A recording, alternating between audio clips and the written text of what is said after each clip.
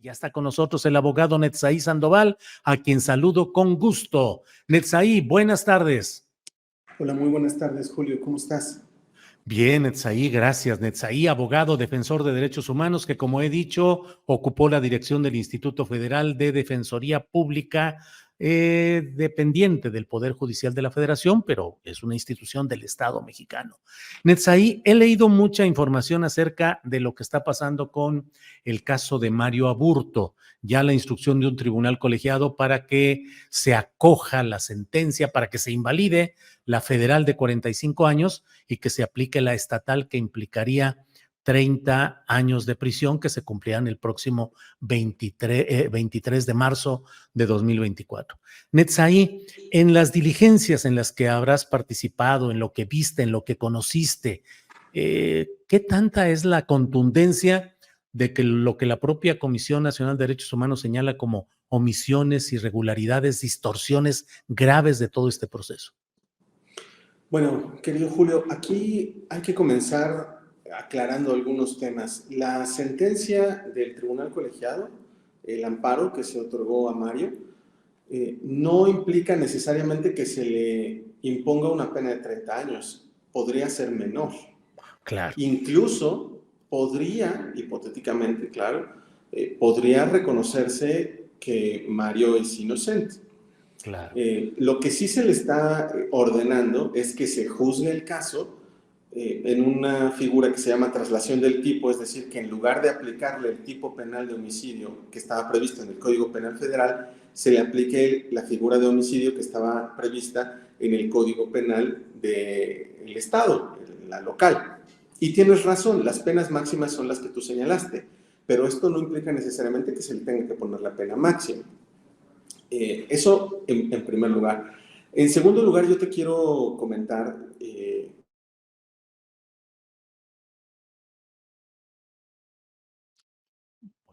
Vamos a ver. ¿Ahí me Se escuchas? pasmó tantito, ya, ahí te escuchamos. Sí. Adelante, sí. Yo te quería decir que Mario, en realidad, pues es una persona que desde hace mucho tiempo podía haber obtenido beneficios preliberacionales. Él tenía la posibilidad de solicitar que se diera por compurgada su pena debido a su buen comportamiento en los centros de reinserción social. Sin embargo, él nunca optó por obtener su libertad por esa vía. A él no le parecía bueno, porque aquí hay una gran problemática. Él, pues primera, ha perdido prácticamente 3 décadas de su vida. Él no conoce los celulares, en fin, tantas cosas, internet que han ocurrido en nuestro planeta, pues él no está familiarizado con ninguna de estas realidades. Entonces, él no se siente, digamos, contento de simplemente salir de prisión. Él quería que se revisaran todas las injusticias de las que fue víctima en su caso. Para él no bastaba con obtener su libertad. Él quería que se conociera la tortura de la que fue víctima y muchas otras irregularidades. Entonces, esto creo que es bien importante que la gente lo sepa. Mario Aburto confesó haber participado en este delito tan, pues, conocido, ¿no?, en contra de el entonces candidato presidencial Luis Donaldo Colosio.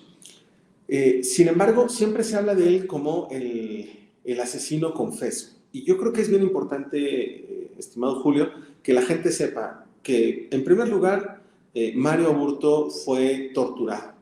Y esto no lo digo yo, esto lo dicen los dictámenes conforme al Protocolo de Estambul, que fueron practicados por la Comisión Nacional de los Derechos Humanos. Después, Mario Aburto no tuvo comunicación con sus defensores, con sus abogados, ni público ni privado, no tuvo comunicación antes de autoinculparse. Es decir, cuando se toma su declaración donde él se autoinculpa, él no había consultado con ningún abogado o abogada. Y esto, en la sentencia que ha estado generando interés mediático, en la sentencia se considera que no tuvo una defensa adecuada. Y te comparto un dato, por ejemplo, la defensa de Mario Aburto durante todos estos años nunca ofreció pruebas para, digamos, deslindar la responsabilidad de Mario, nunca ofreció evidencia para, digamos, generar convicción en los tribunales, en las juezas y los jueces, para enfrentar la imputación. Es decir, tú le otorgas formalmente un defensor público a esta persona, pero en la realidad no lo defiendes, ¿vale? Durante todos estos años, estas 3 décadas, a nadie se le ocurrió presentar recursos, ofrecer pruebas para defender a Mario Aburto. Y en ese sentido, no basta con que tengas asignado un abogado, defensor o un licenciado en Derecho. No, la Suprema Corte ha establecido que tiene que existir un estándar mínimo de debida diligencia a favor del imputado para que se pueda considerar que se le defendió realmente, que hubo un acceso pues a una defensa adecuada. Y por último, pues este tema que ha sonado tanto, que es que Mario fue juzgado con, aplicándole el Código Penal Federal, cuando en realidad lo que aplicaba era el Código Penal del Estado de Baja California. Esto evidentemente es una violación, una vulneración de sus derechos, porque evidentemente lo que se estaba intentando era aplicarle la pena más alta posible.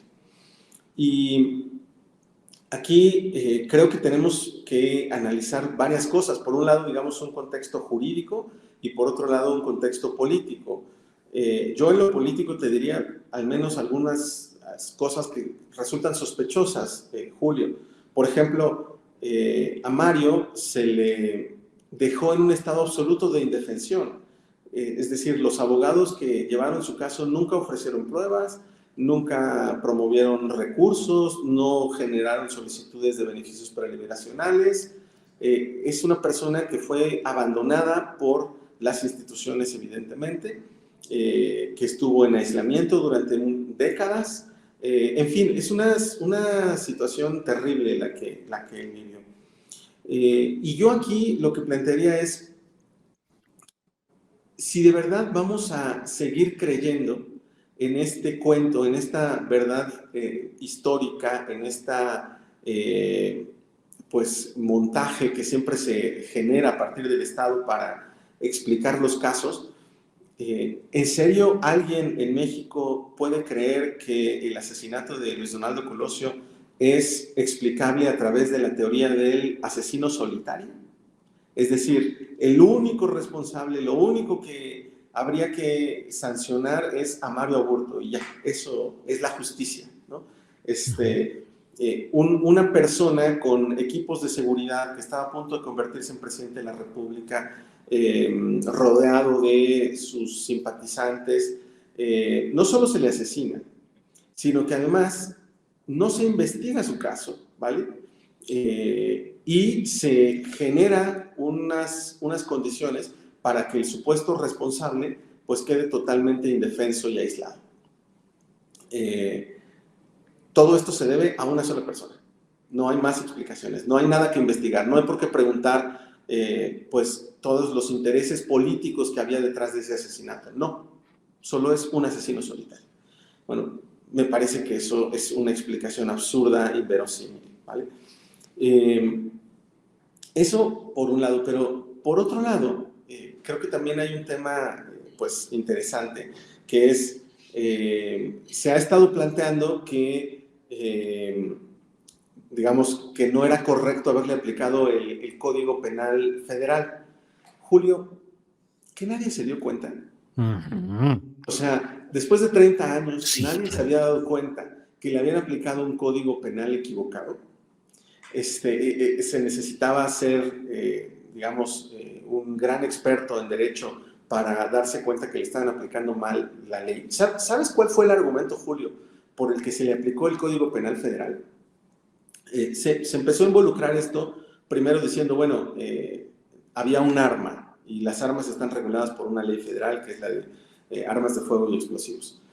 Ok, pero pues se puede juzgar el delito relacionado con las armas separado, eso en el ámbito federal, y por otro lado juzgar el homicidio. El homicidio es un delito local. Pero la justificación fue francamente ridícula. Lo que se dijo por parte de los jueces federales de aquella época es que como era un candidato a un puesto federal o a la presidencia, ¿no?, de la República, y había una ley electoral que decía que los delitos cometidos en campañas federales eran delitos federales, claro, pero delitos electorales, por Dios, ¿vale? No un homicidio. Entonces, el argumento fue, como es candidato a un puesto federal, entonces el delito es federal. Pues no, evidentemente no, el homicidio es un delito local, no tenía ningún sustento el juzgarlo con esa penalidad mayor. Pero, insisto, Julio, tuvieron que pasar 3 décadas para que hubiera una defensa que dijera, oye, esto está mal, ¿por qué no promovemos un amparo para hacerle ver a los tribunales que juzgaron equivocadamente a esta persona, ¿no? Porque a nadie le había importado el caso de Mario Aburto. Claro, porque nadie quiere que se indague en la verdadera explicación de este caso. La verdadera explicación de este caso tiene contenidos evidentemente políticos y hay actores políticos de la mayor relevancia de este país que estaban involucrados en esos hechos y que trataron de encubrir y de explicar ese asesinato con la teoría de un asesino solitario. Entonces, esto, insisto, tiene que preguntarse por qué a nadie le había interesado promover un recurso para hacer ver que se había aplicado una ley absurdamente, una ley que no resultaba aplicable. Ahora, Netzaí, toda esta serie de irregularidades, distorsiones, omisiones, ¿puede subsistir la responsabilidad penal de quienes resultaran imputados de estos delitos por ser por ser un delito de lesa humanidad, o ya prescribieron? Bueno, en cuanto a la tortura, Julio, la tortura es un delito imprescriptible. La tortura es un delito que en ciertos contextos se puede considerar de lesa humanidad y, por lo tanto, la tortura digamos, que se utilizó para fabricar este caso, por supuesto que se puede investigar. Eso no prescribiría. Ahora, si lo que pretendemos es encontrar a los verdaderos culpables del homicidio de Luis Donaldo Colosio, pues evidentemente sí pudiera argumentarse que operaría la prescripción, ¿vale? Pero, digamos, habría que analizar el caso con más detalle porque también existen excepciones a la operación de esta figura de prescripción, a su actualización, porque pues muchas veces si la persona ha sido, digamos, se ha dado a la fuga, ha tratado de evadir la acción de la justicia, se puede considerar que no opera la prescripción y podrían hacerse algunos argumentos tratando de justificar si debiera investigarse o no, abrirse nuevamente el caso de el homicidio de Luis Donaldo Colosio. Eso, digamos, sí, tienes razón, es un tema que en principio prescribe, pero también, insisto, habría posibilidades legales para investigar a mayor profundidad. Netzaí, de lo que estamos hablando y agradeciéndote esta oportunidad de platicar y todo el esclarecimiento que nos has ayudado a tener respecto a este tema, ¿fue el Estado también aquí? Pues mira, yo te puedo decir que fue el Estado el que torturó a Mario Aburto. Fue el Estado el que lo dejó en estado de indefensión para que no se supiera la verdad. Fue el Estado el que le aplicó un código penal que evidentemente no resultaba aplicable a este caso. Y esto, pues justamente con el objetivo de acallar todo digamos, la problemática que se estaba generando en ese momento. Y yo creo que es un caso que tenemos que analizar, Julio, de una forma más, pues más empática, más humana. Yo te quiero compartir una reflexión, Julio. No sé si tú has visto, y de hecho por las entrevistas últimas que he visto en tu canal, he notado que hay una disputa una batalla, diría yo, mediática entre la Comisión Nacional de los Derechos Humanos y el abogado Jesús González Esmal. Y básicamente la batalla es por saber quién debe llevarse el crédito, el mérito, por la sentencia de amparo del caso de Mario Aburto. Y yo de entrada te diría, Julio, que pues recomendaría primero que se leyera esa sentencia. Y segunda, creo que la comisión, en lugar de festejar en este momento, tendría que enfocarse en lograr que se materialice la liberación y la reinserción social de Mario, porque durante muchos años estuvo aislado. Y entonces, es muy importante que se pueda reintegrar con su familia, que no está en México. En fin, hay muchas cosas que tendría que hacer la Comisión de Derechos Humanos antes de andar festejando. Y antes de iniciar una batalla en los medios de comunicación, tratando de llevarse la estrellita de que ellos atendieron o defendieron este caso.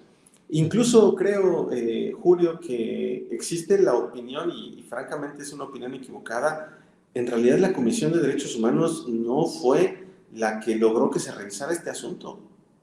Eso es totalmente falso. Si tú lees la sentencia, Julio, la sentencia dice expresamente que la información que ofreció la Comisión Nacional de Derechos Humanos en torno a la tortura de la que fue víctima Mario no se iba a tomar en cuenta. No se tomó en cuenta. Porque el argumento es que tenían que analizar el caso tal como lo analizaron los jueces de los años 90. Es decir, no podían utilizar pruebas nuevas, ¿vale? Ese fue el criterio del tribunal colegiado. Yo, por cierto, diría que eso se debe debatir porque el hecho de que exista tortura tendría que haberse valorado para excluir ciertas pruebas que se obtuvieron bajo tortura. Pero bueno, el tribunal colegiado dijo, esto que ofreció la Comisión de Derechos Humanos, a mí no me interesa, yo no lo voy a utilizar. Entonces, que la comisión diga, esto es mi mérito y Jesús González Usmal no, y híjole, francamente creo que están actuando de una forma indebida, que valdría la pena que pues se comenzara por atender primero la problemática de Mario, que se lograra su liberación y su reinserción social, y después ya que debatan sobre quién debe llevarse los méritos en la sentencia del tribunal colegiado. Muy claramente que quien llevó la defensa de ese caso fue la entonces Defensoría Pública Federal. Netzaí, te agradezco mucho la posibilidad de esclarecer y de hablar sobre este tema, que seguramente nos va a dar oportunidad de platicar un poco más adelante.